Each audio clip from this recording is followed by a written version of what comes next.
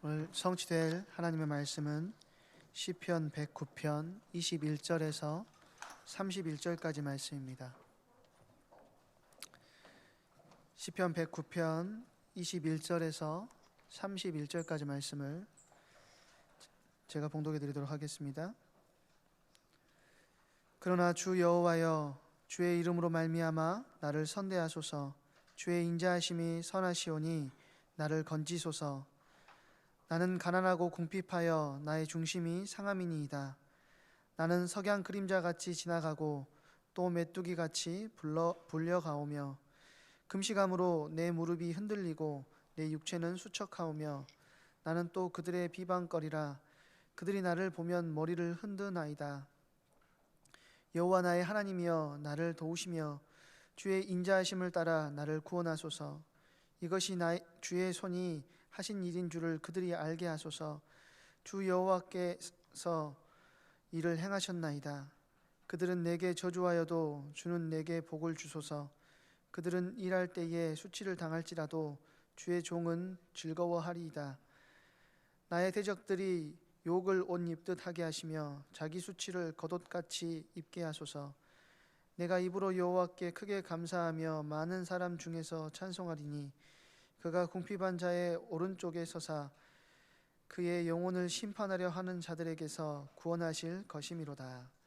아멘. 기도 속에서 회복되는 삶의 능력이라는 제목으로 담임 목사님 나오셔서 말씀 증거해 주시겠습니다.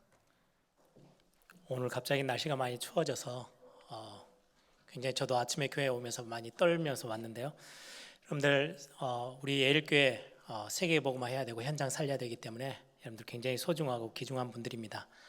건강 잘 챙기시고 여러분들이 건강해야 또 기도할 수 있고 또 더 든든하게 교회를 세워나갈 수 있습니다. 우리 옆에 있는 분들 그렇게 축복하십시다. 사랑하고 축복합니다. 지금 전교인 성경 읽기 계속 진행하고 있는데 여러분들 지쳐 그냥 주저앉지 마시고 계속 도전해 가시고 하나님의 말씀 사모하고 묵상하고 또 예배 가운데서 코로나 지금 팬데믹 상황이지만 예배 더 집중하고 여러분들이 예배 더 사모해서 영적으로 개인적으로 큰 예전보다 더 깊은 축복들을 확인하고 더 깊은 기도의 축복들, 개인의 기도의 축복들을 여러분들이 지금 코로나 팬데믹 이제 거의 끝으로 가고 있는데요.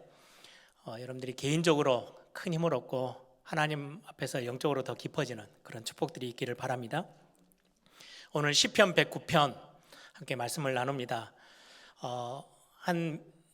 제 기억으로 2017년도 제가 자료를 보니까 2017년도 되더라고요. 그때쯤에 시편 109편 앞에 부분을 가지고 말씀을 같이 나눈 적이 있어요. 이런 기도 우리가 해도 하나님 앞에 이런 기도를 해도 됩니까? 왜냐니까 시편 109편은 시편의 150편 시 중에 거의 한 서너 편 중에 하나인데요. 그 중에도 제일 강력하게 제일 특징 있게 쓰여져 있는 저주의 시, 저주와 심판을 강구하는 기도, 이런 제목이 붙어 있는 시기도 합니다. 그래서 굉장히 독특한 시예요.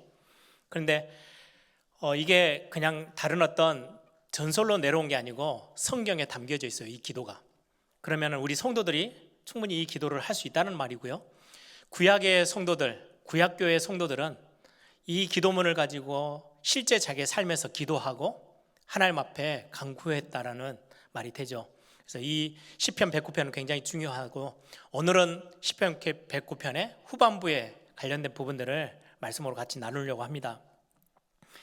시편 109편은 말 그대로 굉장히 억울하고 원통한 일을 당하고 있는 그런 데서 누군가에게 도움을 요청해야 되겠는데 아무에게도 손을 벌릴 수도 없고 내가 좀 실수해서 다가오는 문제라면 어떻게든지 그냥 버티고 견디고 그냥 수긍하겠는데 까닭을 없이 이유도 없이 나에게 비난하고 욕하고 굉장히 나를 힘들게 만들고 있는 그런 상황, 억울한 일을 당해서 원통한 일을 당해서 답답해하고 있는 하나님의 사람이 하나님 앞에 나와 기도하는 기도의 내용이 오늘 시편 109편의 내용입니다. 그를 대변하듯이 시편 109편 1절부터 5절을 보시면 그 심정이, 그 현실이 우리가 느껴지게 되어지는 본문이기도 합니다. 제가 잠깐 1절부터 5절 잠깐 읽어드립니다. 내가 찬양하는 하나님이여 잠잠하지 마옵소서. 그들이 악한 입과 거짓된 입을 열어 나를 치며 속이는 혀로 내게 말하며, 여기에 악한 입, 거짓된 입, 속이는 혀, 거짓말로 악한 막 욕을 쏟아부으며 상상하지 못하는 말들로 나를 굉장히 궁지에 몰고 있다는 것들을 느끼죠. 3절, 또 미워하는 말로 나를 두르고 까닭 없이 나를 공격하였음이니이다. 미워하는 말, 그리고는 까닭 없이 이유 없이 나를 공격하고 있는, 지금 그렇게 당하고 있는 믿음의 사람의 마음을 표현하고 있죠. 4절, 나는 사랑하나 그들은 도리어 나를 대적하니 나는 기도할 뿐이라. 그들이 악으로 나의 선을 갚으며 미워함으로 나의 사랑을 갚았사오니. 나는 상대에게 선을 행하고 사랑을 베풀었는데 그들은 반대로 나를 공격해오고 악으로 갚고 미움으로 갚고 있습니다. 내가 좀 실수한 게 아니고, 내가 좀 잘못해가지고 내가 허튼 말을 해서 나를 공격해오는 게 아니고, 나는 그들에게 선을 행하고 나는 그들에게 사랑을 베풀었는데 그가원 전혀 상관없이 나를 악으로 갚고 미움으로 갚고 나를 공격해오고 있는 그런 상황. 지금 시편 저자 이 믿음의 사람의 왜 이렇게 원통해하고 억울해하고 있는지를 이 본문을 통해서도 우리는 확인할 수 있죠. 왜 이런 상황에 지금 시편 109편은 하나님 앞에 나가서 이 원수를 향해서 하나님 저주를 부어주십시오, 이들을 심판해 주십시오 라고 하는 기도를 굉장히 강한 어조로 하나님 앞에 기도하고 있어요. 하나님 앞에 나와서 기도하는 이유, 내 이 이야기를 들어줄 만한 사람이 내 주변에 아무도 없어요. 나를 도와줄 수 있는 상황도 아니에요. 그런데 내 마음과 지금 상처 입고 깨어지고 원통해하고 미움과 증오와 분노가 나에게서 막 끌어오르고 있는 나의 마음과 생각, 그리고 내 지금의 현실, 이걸 너무나도 잘 아시는 하나님 앞에 지금 나와서 쏟아내고 있는 기도의 내용이기도 합니다. 오늘 시편 109편은 여러분들 그냥 이렇게 쭉 읽으시면서 그런가 보구나 이렇게 해가지고는요, 지난번 메시지나 오늘 메시지에 큰 은혜를 받기가 쉽지는 않을 겁니다. 이제 이 기도를 진짜로 여러분들이 체험하고 이 안에 담겨져 있는 하나님의 은혜를, 응답을 진짜로 확인하려면 방법이 있습니다. 여러분들 진짜 어렵게 만드는 여러분들 주변의 사람 딱 한 사람을 딱 고르고요, 정말 여러분들 막 뼛속까지 힘들게 만드는 사람들 있죠. 뭐 어떤 분들은 뭐 시어머니도 되고 남편도 되고, 뭐 내 주변에 직장 상사가 이유도 없이 나를 계속 못되게 막 하고 어렵게 만들고, 내 주변의 친구들이 학교에서 막 아무 이유 없이 공격해오고 나를 어렵게 만드는 그런 여러 상황들, 가족에도 있고 교회 안에도 있고 내 주변에 많은 일하는 상황 속에서도 있을 수 있어요. 그 사람들 딱 머릿속에 딱 떠오르려고 골방에 들어가셔서 여러분들이요, 이 기도문을 그대로 가지고 뭐 한 번 해가지고 해결되면은 나오시면 되는데, 안 되면 10번, 20번. 왜요? 이건 성경에서 우리에게, 믿음의 사람들에게, 수준 낮은 신자에게 준 게 아니에요. 하나님을 하나님으로 믿고 아버지로 고백하고 있는 저와 여러분에게 허락해 주신 기도문이에요. 구약의 성도들은 이걸 가지고요, 하나님 앞에 나와서 기도했어요. 우리는 자꾸 이렇게 이쁜 기도만 하잖아요. 내 마음에 지금 굉장히 어려움이 있는데 그건 조금 감춰두고 전혀 내색하지 않고 하나님 찬양합니다, 감사합니다, 뭐 세계 복음화를 위해서 뭐 복음과 그리스도, 이런 기도만 자꾸 우리는 열거해요. 근데 실제로는 우리가 많은, 정말 우리 안에 있는 어려운 부분들, 답답한 부분들, 억울한 부분들 있죠. 이걸 우리는 어떻게 해결하고 어떻게 이 안에서 하나님 앞에서 응답을 받습니까? 오늘 시편 109편은 우리에게 굉장히 중요한 응답을 말씀해 주고 있습니다. 오늘 그래서 같이 한번 해보려고 해요. 여러분들 진짜 여러분들 힘들게 만드는 사람 딱 머릿속에 딱 담으세요. 정하셔야 돼요. 그냥 아무 대상도 없이 그냥 해보면 이 기도는 그냥 단순하게 읽고 지나가는 그냥 글일 뿐이에요. 근데 진짜 기도 되어지면 여러분들 혹시라도 여러분들이 한 대상을 딱 정하고요. 오늘 이 기도문을 일부러 제가 지금 우리 번역된 성경 말고 조금 편하게 현대어로 번역이 되어져 있는 글로 제가 화면을 자막을 좀 띄울 겁니다. 우리 같이 함께 구체적인 기도가 8절부터 19절까지 나오는데요. 제가 8절부터 15절까지 함께 같이 읽으면서 하나님 앞에 기도하는 마음으로 함께 말씀을 읽어 나가겠습니다. 우리 8절부터 자막이 띄워주시고요. 우리 같이 함께 기도하는 마음으로 같이 함께 읽겠습니다. 내 원수의 수명을 줄여 주옵소서. 내 원수가 지금 차지하고 있는 자리를 다른 사람이 차지하게 해 주십시오. 제가 일부 예배 때도 여기서 끊었어요. 여러분들이 너무 착하게 진짜 원한 전혀 없이 정말 복음 누리는 사람처럼 기도하고 계시는데 그렇게 기도하는 내용이 아니에요.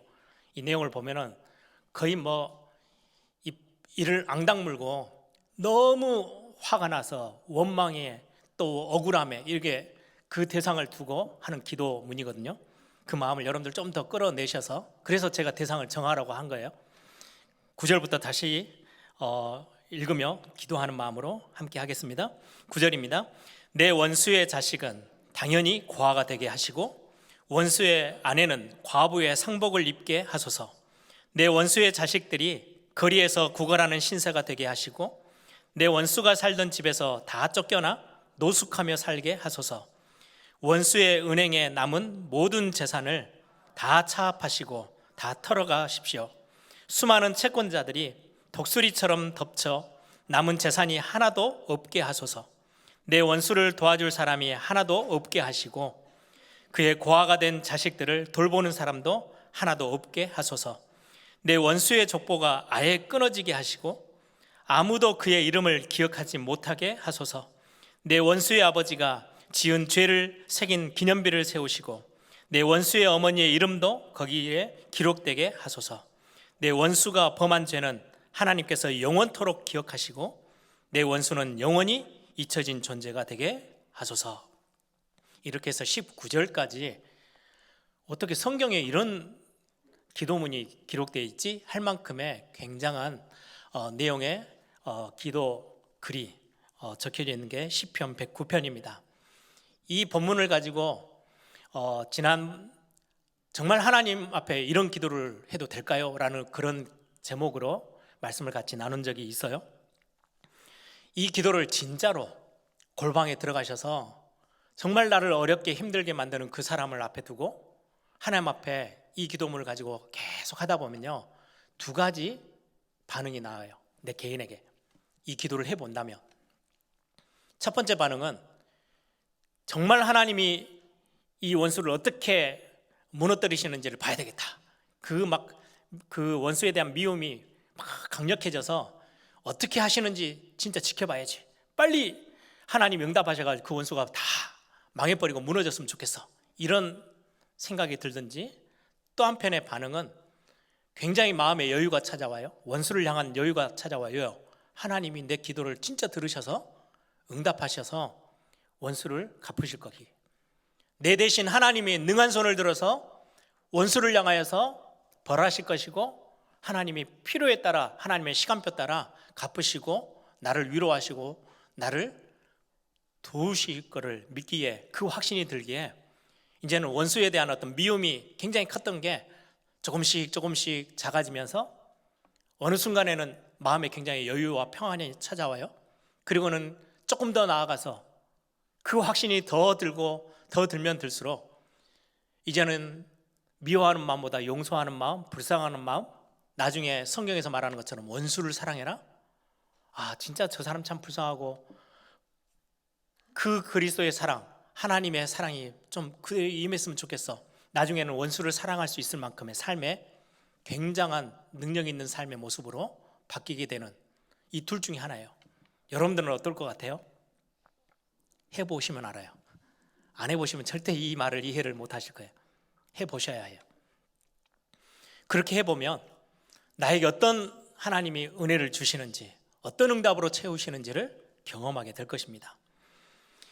오늘 제가 첫 번째로 여러분들하고 같이 나누려고 하는 것은 이 기도를 진짜로 하다 보면 하나님이 주시는 기도의 은혜를 맛보게 돼요. 해봐야 돼요. 이 기도의 자리에 나아가 봐야 하나님이 내게 그 기도를 통해서 내게 은혜를 베푸시는 기도의 은혜를 경험하게 되어져요. 기도의 은혜를 경험한다는 것은 내가 가지고 있는, 나에게 지금 다가와 있는 모든 문제, 여기에서는 지금 원수의 공격인데 내 삶에 지금 와 있는 여러 가지 삶의 어떤 많은 문제들, 그걸 그대로를 가지고 하나님 앞에 나아가서 하나님 앞에 다 토해내놓는 그 기도의 자리가 만들어집니다. 대부분의 성도님들은 아까 말씀드린 것처럼 상처는 다 이렇게 덮어놓고요, 전혀 내색하지 않고 하나님 앞에 굉장히 바른 기도만 합니다. 이쁜 기도들만 합니다. 그게 신앙이 좋은 걸로 알아요. 그런데 이 기도하지 않으면 어떻게 되는 줄 아세요? 원수 갚음을 내가 직접 하고 다녀요. 사람과 만나서 다투고 싸우고 목소리 높이고. 그런데 하나님이 내 원수 이 마음을 아시고 내 상황을 아시고 하나님이 갚으실 거야. 그럼 그때부터는요, 마음에 원수를 향한 굉장한 여유가 생겨요. 그럼 굳이 내가 직접 가서 이 문제를 해결할 이유가 없어요. 이 기도를 진짜로 한다면, 이 기도의 자리를 알고 있다면 그 사람은요, 개인이 원수를 해결하기 위해서 쫓아다니지 않아요. 그게 기도의 은혜 중에 은혜예요. 우리는 대부분 기도를 열심히 하고 있는데 올바른 기도를 참 많이 놓치고 있는 것 같아요. 그냥 내색 없이 뭔가 이렇게 반듯한 기도 이렇게만 하지. 그런데 내가 모든 걸 하나님 앞에 다 토해놓을 수 있다. 내 감정도, 내 저 밑에 있는 상처도 끌어내어서 하나님 앞에 말씀드린다는 거는요, 그건 하나님과의 관계를 말하는 거예요. 우린 복음도 알고 세계복음화의 언약도 있고 사명감에 불타오르는데 그거하고 상관없어요. 하나님을 내가 만나서 하나님과 관계가 깊냐 아니면은 그냥 덤덤하냐, 이거는요, 기도 안에서의 굉장히 많은 것들을 차이냅니다. 여러분들 진짜로 친한 친구 밤새서 이야기해도요, 또 할 이야기가 또 있어요. 왜요? 친하니까 나눌 수 있는 이야기들이에요. 서먹서먹한 친구하고 속 이야기를 다 합니까? 절대 안 합니다. 뭔가 관계가 이렇게 조금 이렇게 어색한 부모와 자녀와의 관계, 청소년기에 진짜 사실은 답답하고 어려운 문제들이 참 많거든요. 어른들이 볼 때는 그 시기를 지나온 어른들이 볼 때는 별거 아닌데 그 당시에는 굉장히 그게 크게 보이고 인생 전체를 뒤흔들 만큼의 답답함이 있어요. 그런데 어떤 자녀들은, 부모와 친한 자녀들은요, 그걸 다 끄집어내요. 막 조잘조잘 이야기를 다 하고 위로도 받고, 또 자녀가 친한 부모들은요, 자녀에게 어른이지만 엄마로서 아빠로서의 문제들도 이야기하고, 자녀들은 그걸 이해하게 되고, 그래서 더 깊어지고 관계가, 이게 관계예요. 기도는 관계 속에서 나오는 거예요. 내 모든 것들을 하나님 앞에 다 토해낼 수 있다? 그만큼 하나님과의 굉장한 친밀한 관계를 가지고 있다는 말이에요. 사명만을 이야기하고 하는 거는요, 누구든지 해요. 근데 오늘 시편 109편은 읽으면 읽을수록, 야, 정말 하나님 앞에 가까이 있는 사람, 하나님과 친한 사람, 하나님 앞에 정직한 사람이구나 라는 걸 알 수 있는 기도문이기도 하죠. 하나님과의 관계 굉장히 중요합니다. 기도의 은혜가 맛빠지는데요, 그 사람은 어떻게 되냐니까 26절 보세요. 오늘 본문 읽었죠? 여호와 나의 하나님이여. 지난주 설교 제목과 같은데요, 여호와 나의 하나님이여. 그 하나님이 나를 도우시고 나를 구원하신다. 여호와 나의 하나님이여 나를 도우시며 주의 인자하심을 따라 나를 구원하소서. 인자하심, 성경에 정말 많이 나오는 단어예요. 하나님의 은혜와 하나님의 사랑으로, 자비하심으로 나를 구원해 주시는 그 하나님, 나를 버려두지 않고 내가 감정적으로 지금 엄청나게 힘들어 있는데 그걸 그냥 내버려 두고 구경만 하고 계시는 분이 아니라는 거예요. 주의 인자하심으로 나를 구원하시고 살려주시고 위로해 주시는 하나님이라는 거예요. 원수 갚음이 내게 있지 않고 하나님께서 해주신다는 굉장히 중요한 응답을 확인하게 되어지는 게 기도의 은혜입니다.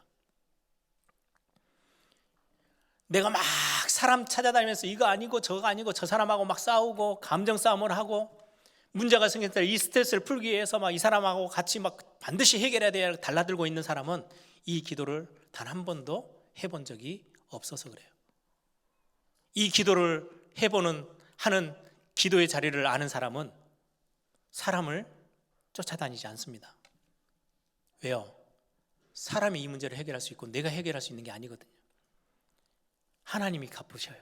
이거를 경험하게 되는 사람은 문제 해결을 위해서 사람을 쫓아가기보다 하나님 앞에 가는 기도의 자리를 찾아갑니다. 결국은 기도의 은혜가 넘치고 넘치면 성경에 말씀하신 대로 원수까지도 사랑하게 돼요.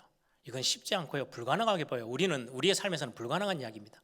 예수님이나 가능하지, 하나님이신 예수님이나. 그런데 예수님이 그러잖아요. 십자가에 못 박을 때 수많은 사람들이 막 비웃고 침뱉고 비난할 때 십자가에 못 박으셔서 저들이 모르고 짓는 죄입니다, 용서해 주십시오. 이건 예수님이나 하실 수 있는 고백이에요. 우리가 어떻게 원수를 사랑합니까?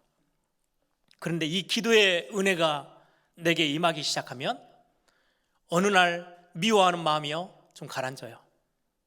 이 기도의 자리에 더 깊이 들어가면요 어느 날 그 원수가 불쌍해 보여요. 그럼 내 마음에 굉장한 원수를 향한 여유가 생기고 하나님이 주시는 뭔가의 평안함이 내게 찾아와요. 그러면은 그를 용서하게 되고 어느 순간에 그를 품게 되고 그를 위해서 기도해 주고 그를 위해서 그를 사랑하게 되어지는 단계까지 가게 되어지는 거. 그게 오늘 제목에 제가 붙인 삶의 능력이에요. 기도의 은혜를 경험하게 된다면. 그래서 오늘 시편 109편은 사실 내가 내 마음을 다 열어서 하나님 앞에 모든 걸 토해내는 기도를 해야 돼, 이거를 강조하기 위해서 기록되어져 있는 성경은 아니에요. 그건 상반기 앞에 부분이고요. 오늘 읽었던 21절부터 마지막 31절까지 내용 하반부에 있는 게 사실은 이 시편 109편의 실제 주제이고 내용이기도 합니다. 기도의 은혜를 경험한 사람에게 하나님께서 그의 삶을 회복하시기 시작하는데요, 기도 속에서 회복되어지는 삶의 능력, 그게 오늘 제목이기도 해요.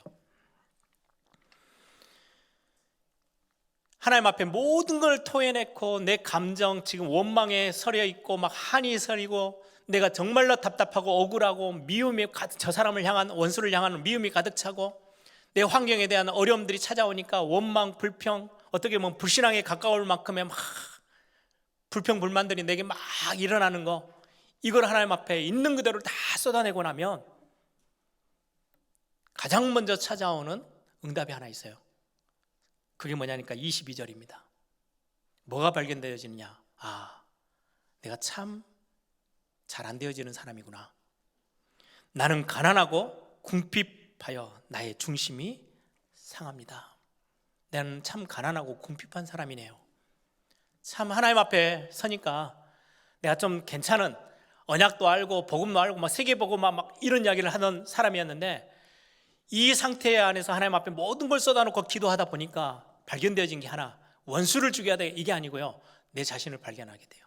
내 진짜 모습을 보게 돼요.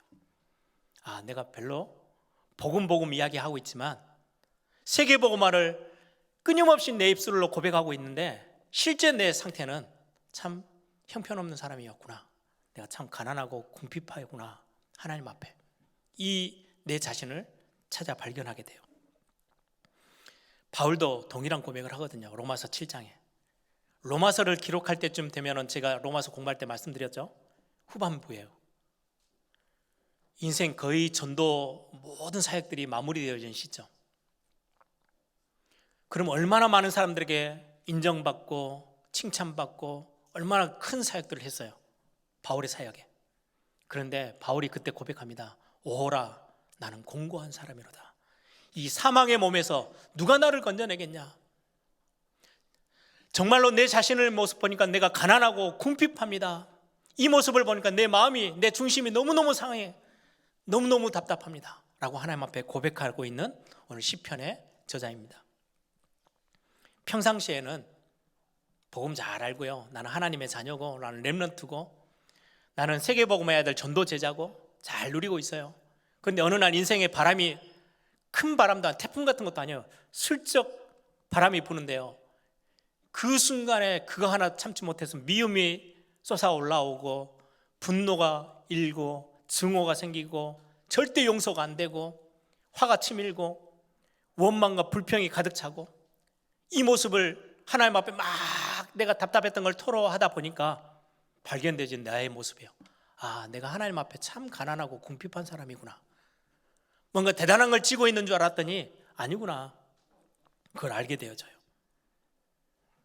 복음 이야기하는데 하나님의 그 십자가의 사랑이 내게 얼마나 컸는지 막 구원의 감격 이야기를 다 하고 있는데, 어느 순간에 인생의 바람이 한번 슬쩍 지나가는데 온데간데 하나님의 사랑은 내 안에 온데간데 없고요, 구원의 감격은 어디가 있는지 모르겠고, 미움이 더 크고 원망이 더 크고 증오심 막 이런 것들이 가득 차 있는, 화로 가득 차 있는, 분노로 가득 차 있는 나의 모습을 발견하니까 시편 저자가 원수는 일단 치고 내 자신을 보면서 내가 가난하고 궁핍한 사람이네요.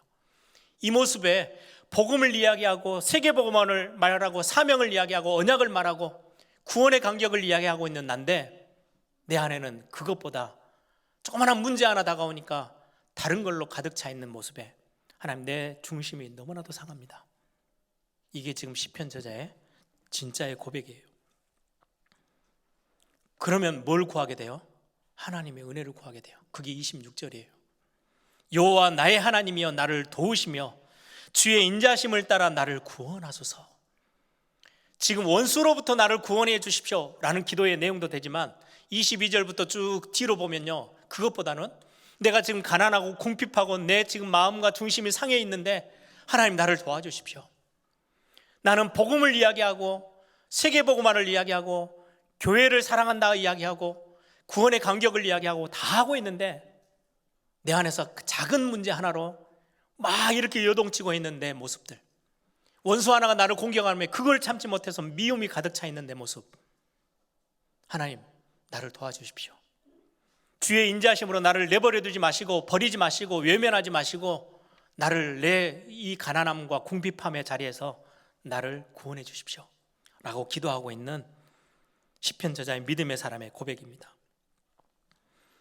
어느 순간에 복음의 비밀, 구원의 감격, 전도, 세계복음화, 사명을 부르짖던 난데 어느 순간에 은혜보다 미움이 앞서 있고요, 용서하는 말보다 상처 주는 말이 내게 훨씬 더 많이 있음을 하나님 앞에 고백하는 건, 내가 잘하고 싶은데 잘 안 되고 있는 나의 모습을 보면서 하나님 앞에 은혜를 구하는 거예요. 하나님 내게 은혜를 주십시오. 하나님의 은혜가 아니면 나는 단 한순간도 참 괜찮은 사람으로 살 수가 없는, 형편없는 사람임을 고백합니다. 그래서 많은 신약에 예수님을 찾아온 사람들의 고백이 비슷하죠. 주여 나를 불쌍히 여겨주십시오. 그때마다 단 한 번도 외면하지 아니하시고 그를 돕고 그를 다시금 회복시키셨던 예수님의 사랑, 그의 인자하심으로 나를 구원해 주십시오 라고 고백하고 있는 거예요. 여러분들 이 기도의 은혜를 경험하신 적이 있으십니까? 저는 제가 이렇게 외모도 그렇고 제 성격상 제 막내 동생하고는 좀 많이 달라요. 막내 동생은 굉장히 감성이 풍성하다면 저는 감성보다는 좀 이렇게 냉철한 것들을 더 좋아해 가지고 제가 막 뭔가 일이 당했는데 눈물을 질질 흘리고 막 이런 거는 잘 안 합니다. 그런데 제가 기도하다가 막 예전에 울 때가 있었어요. 눈물이 막 나올 때가, 은혜 받아서보다도 억울해서, 답답해서, 왜 내가 나한테 이런 일이 생깁니까 하나님, 막 원망스러운 그런 것들 때문에 막 속이 눈물을 쏟아야 될 만큼의 답답함이 내게 있을 때가 참 많이 있었어요. 그런데 어느 순간에요, 그거 가지고 참 감사하죠. 하나님의 은혜죠. 하나님 앞에 그걸 다 쏟아넣기 시작했어요. 제 성격상 다른 사람에게 찾아가서 부모에게 가서 이러쿵저러쿵 이야기할 수 있는 성격도 안 되고요, 내 친한 친구에게 가가지고 막 내 속 이야기를 다 끄집어낼 수 있는 그런 수준도 안 되고요. 그런데 너무 감사한 게요, 복음을 알면 알수록 하나님이 나를 구원해 주신 구세주로만 내 앞에 서 계시는 게 아니고 나의 아버지시더라고요. 나를 한없이 끈안으시고 위로해 주시는 진짜 좋으신 아버지셔서, 그래서 그 하나님 아버지 앞에요 내 거를 다 쏟아넣기 시작한 기도의 자리가 제게 생겼어요. 그때부터는 어떤 눈물이 더 많이 차지하느냐, 원수 때문에 막 억울해서 우는 눈물은요 이제는 거의 없어요. 그렇게 운 기억도 거의 없어요. 지금은요 진짜 시편 저자처럼 정말 복음으로 가득 차고 막 그 안에 풍성하고 싶은데 매일 목사로서 세계복음화 이야기하고 사명을 이야기하고 언약을 이야기하고 있는데 내가 참 가난하고 궁핍한 내 모습에 하나님의 은혜를 구하는 눈물이 훨씬 더 많아졌어요. 하나님, 내 마음이 너무너무 상해요. 하나님 앞에서 그 말씀대로 내가 서 있지 못하고 조그마한 문제에 내 감정이 막 요동치는 내 모습이 그 모습 때문에 하나님 앞에 은혜를 구하며 기도하는 그때 흘리는 눈물이 지금은 훨씬 더 많아졌어요. 여러분들 그 기도의 은혜의 자리로 들어가세요. 이 기도의 자리에서 은혜를 맛보실 수 있어야 돼요. 이건 하나님과의 관계가 진짜 회복되어지는 굉장히 중요한 부분이에요. 사명이 없어서냐, 언약이 없어서냐 아니에요. 여러분들 우리가 예수 그리스도 하나님을 만나는 길, 하나님 만나서 그냥 인사하고 끝날 겁니까? 하나님과 더 깊은 사귐의 교제 속으로 들어가는 게 신앙생활이고 예배거든요.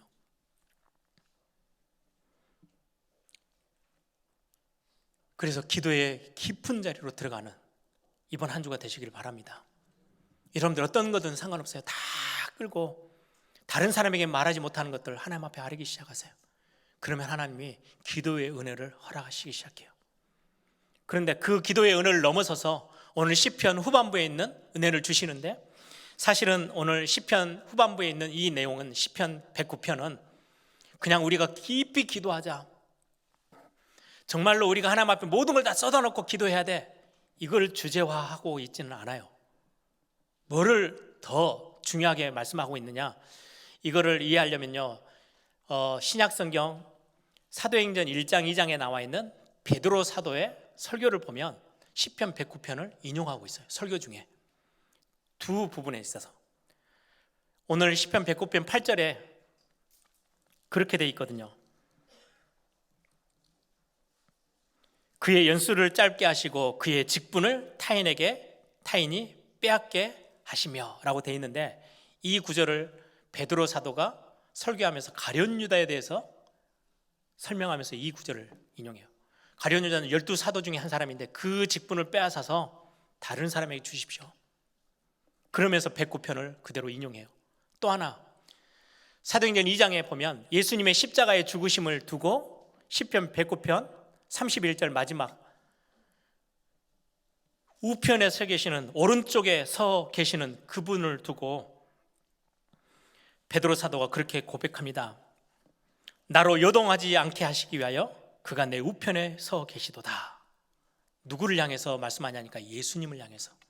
예수님이 가룟 유다와 같은 사람, 로마 군인들이, 종교 지도자들이 예수님을 까닭없이 공격하고 비난하고 욕하고 침뱉고 이유도 없이 그를 죽이기까지 했잖아요. 그 어마어마한 원수들의 공격 앞에 예수님은 선을 행했고 예수님은 사랑을 베풀었는데 그걸 악으로 갚고 미움으로 갚고 욕으로 갚고 비난했던 가룟 유다와 똑같이 그렇게도 사랑받았던 품 안에 있었던 제자 가룟 유다가 예수님을 팔아버렸잖아요. 금 몇 푼에, 은 30에. 이 모습이 지금 시편 109편에 그대로 드러나 있으면서 그럼에도 불구하고 우리하고는 다르게 예수님은 그들을 용서하시고 사랑하셨다. 왜? 그 오른쪽에 하나님이 서 계시는 것을 알고 있었기에. 하나님이 갚으심이 무슨 말인지를 알고 있었던 예수님은 용서와 사랑밖에 없었어. 미움이나 분노는 없었어. 그래서 십자가 위에서도 저들의 죄를 용서해달라고 기도했던 그 예수님에 대한 설명을 하면서 시편 109편을 베드로 사도가 인용합니다. 그러면서 베드로전서에는요 저와 여러분의 삶과 신앙생활의 모습과 예수님의 십자가의 고난받으심을 두 개를 같이 비교하면서 베드로 사도가 굉장히 중요한 메시지를 남겨요. 베드로전서 2장 18절부터 25절 한번 같이 찾아볼까요? 제가 가진 신약성경은 379쪽입니다. 베드로전서 2장 18절부터 25절이에요.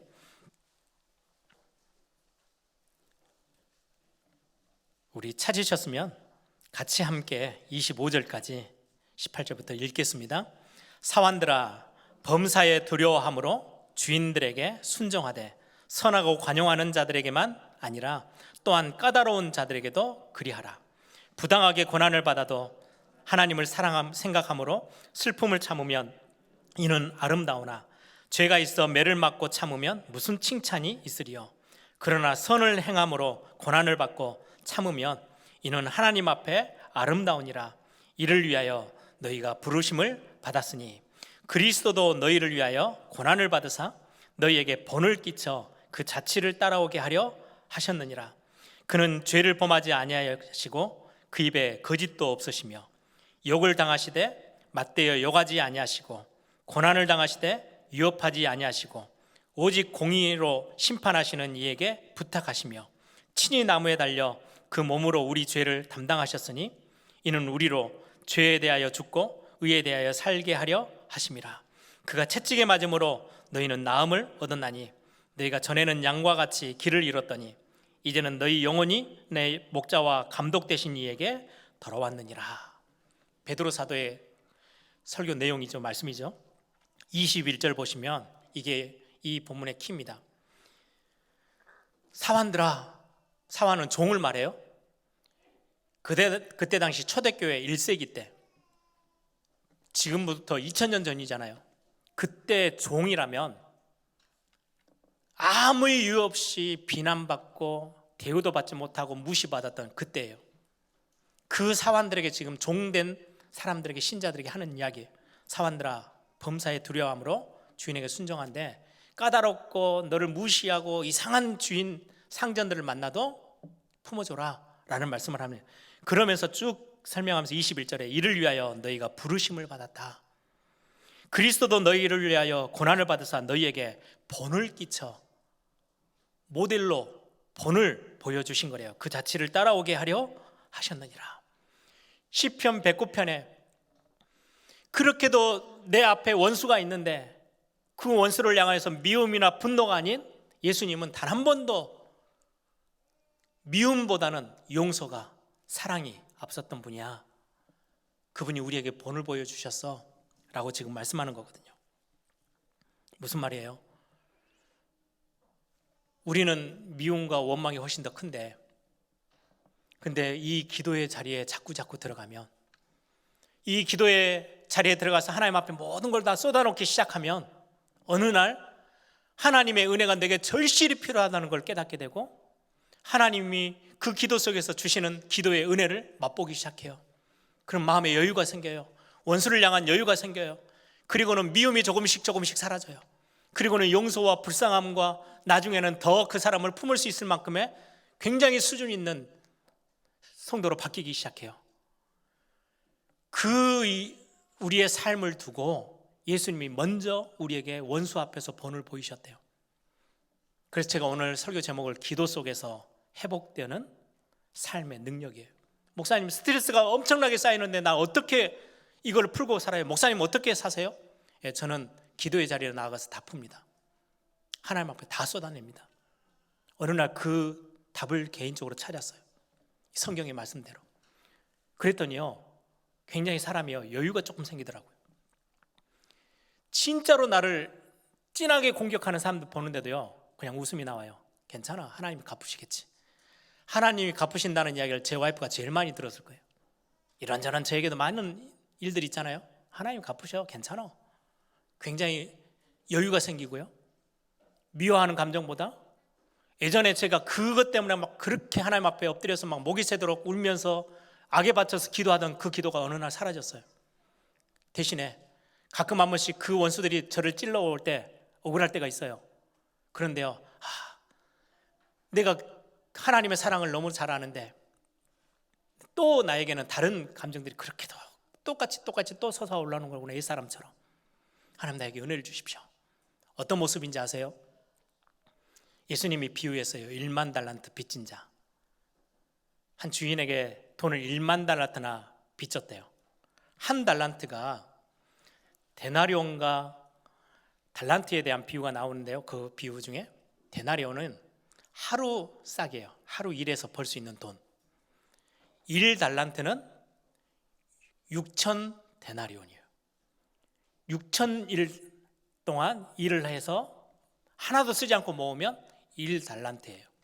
그러면 1만 달란트는 어느 정도 되겠어요? 현재 돈으로 계산해서 대부분 이렇게 뉴스에 보니까요, 기록에 보니까 거의 한 10조 가까이 돼요. 어마어마한 돈을 빚진 사가 다 탕감을 받았어요. 그리고 너무 기쁜 마음으로 길을 가는데요, 자기에게 100데나리온, 한 3달치 임금, 그거 빚진 자를 만나요. 멱살을 잡고 싸웁니다. 너 이 돈 언제 갚을 거야? 왜 안 갚아? 갚을 능력이 없어요. 그래? 그럼 그거 다 갚고 해결할 때까지 감옥에 가. 집어넣어 버렸어요. 이 소식을 듣고 주인이 너무 화가 나가지고 1만 달란트 탕감받은 사람 다시 불러옵니다. 그 내용이 기록되어 있잖아요. 우리는 1만 달란트 탕감받은 사람들이에요. 억만제약에서 다 해결됐어요. 예수님의 용서와 사랑으로.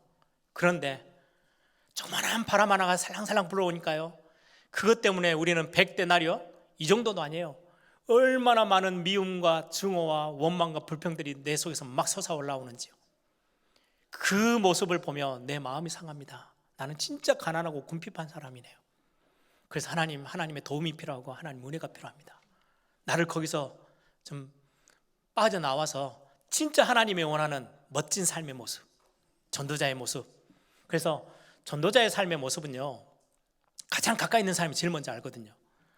길거리 가다 만난 사람에게는 나를 어떻게 합니까? 내가 열심히 말 잘해가지고 복음 전하면 되는데, 내 가장 가까이 있는 가족들부터 나를 잘하는 사람들을 복음 전하는 거는 보여지는 거예요.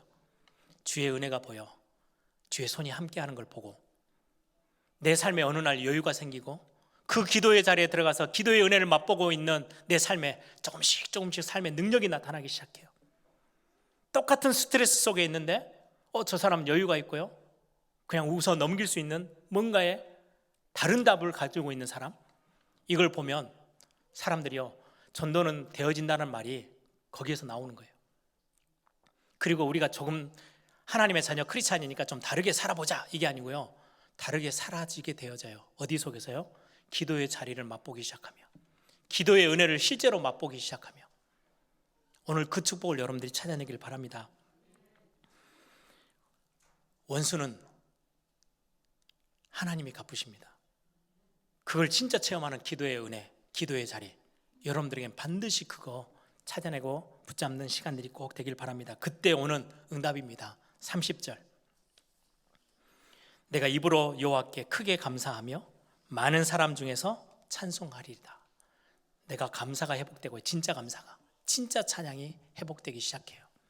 그리고는 31절에 그렇게도 원망스러웠던 일들이 많고, 답답했던 일들이 많고, 억울하게 느껴졌던 일들이 많았는데 그가 고백합니다. 그가 궁핍한 자의 오른쪽에 서사 그의 영혼을 심판하려 하는 자들에게서 구원하실 것이미로다.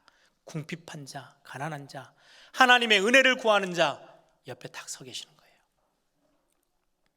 나를 변호해 주시고, 나를 위해서 기도해 주시고, 여전히 나를 사랑한다고 고백해 주시고, 위로해 주시고, 품어주시는 그 하나님, 궁핍한 자의 오른쪽에 서 계셔서 끝까지 지키시는 그 하나님, 이게 기도의 자리에 나아갈 때만이 경험할 수 있는, 하나님과의 관계가 깊어지면 깊어질수록 체험할 수 있는 삶의 능력입니다. 하나님이 주시는 힘이에요. 하나님의 은혜가 어느 날 내 삶에요, 조금씩 보이기 시작해요. 내가 사람을 직접 찾아가서 안 갚음하던 내가 어느 날 그거 하나님 앞에 맡겨놓고 내가 하나님의 은혜 속에 점점 더 들어가고 있는 내 모습이 어떻게 보면 내 삶 전체로 봤을 때 굉장한 삶의 능력입니다. 말씀을 정리합니다. 우리가 하나님 앞에 모든 걸 쏟아놓고 기도하는 그 기도에 반드시 하나님은 응답하십니다. 그리고 하나님께서 갚으십니다. 그리고 하나님이 우리의 힘이 되시고 오른쪽에 서 계셔서 우리를 도우십니다. 우리를 인자하심으로 인도해 가십니다. 여러분들은 원수 뭡니까? 우리를 정말 힘들게 만드는 게 원수잖아요. 환경에도 있고 인간관계 속에도 있어요. 그런데 반대로 우리를 어렵게 하고 우리의 미움을 막 붙드는 그런 일도 하지만, 원수를 하나님이 내 옆에 그대로 두시는 이유, 내가 하나님께로 쏜살같이 달려갈 수 있게 하는 게 원수입니다. 하나님 앞에 막 달려가도록 하는 거예요. 내 안에 1년 6개월, 1년 365일 내내 평안한 일만 있고 좋은 일만 계속 있다. 하나님 앞에 뛰어 들어갈 이유가 전혀 없어요. 하나님과의 관계를 더 긴밀하게 끈끈하게 돈독하게 만드는 게 원수입니다. 원수의 역할이에요. 원수 때문에 내가 하나님과 더 깊어져요. 좋은 일만 내게 너무 많다. 내가 하나님과 깊은 토해내는 기도를 할 이유가 전혀 없잖아요. 다 좋은데 다 잘 되고 있는데. 원수는 하나님을 더 닮아가도록, 하나님의 형상을 닮아가도록 나를 이끌어주는 굉장히 중요한 도구이기도 합니다. 기도 속에서 회복되어지는 여러분들의 삶의 능력, 기도 응답 속에서 여러분들 이거 맛보는 또 이번 한 주가 되기를 소망합니다.